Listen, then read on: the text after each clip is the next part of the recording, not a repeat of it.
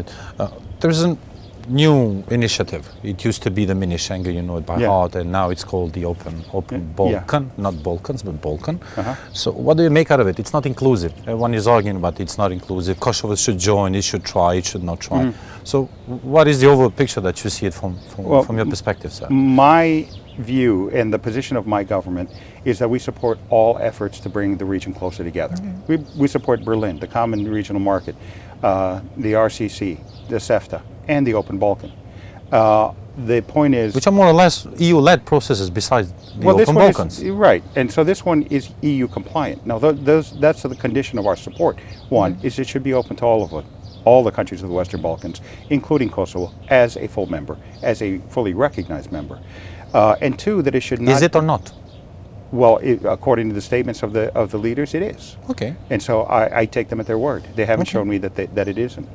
And the conference that was held here last week was, the message was pretty clear. It was an invitation for all of them to band together. So there are some advantages to every one of the processes, and we support all of them as long as they bring you closer to Europe and closer together. Now this is important because 70% of the economy of the Western Balkans is linked to Europe. Yes, the other 30%, for the most part, is a link to your neighbors.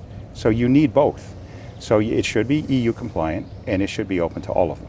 In your address last week, I was following up. You said it should remain economical. It absolutely should remain economical. Why did you mention it? Well, I mentioned that because people are skeptical. It tends to be as well political, or it's because we see it much more as a political.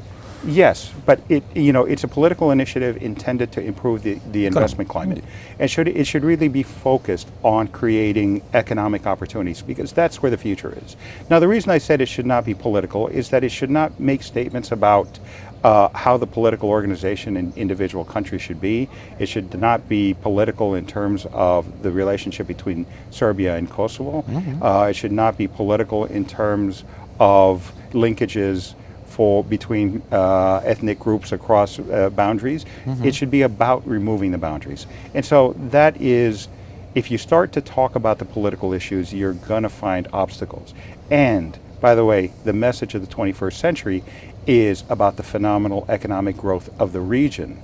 If you start talking about the political questions, then people who don't know the Balkans the way I do are going to start remembering the 90s. And that's not a good look for the region.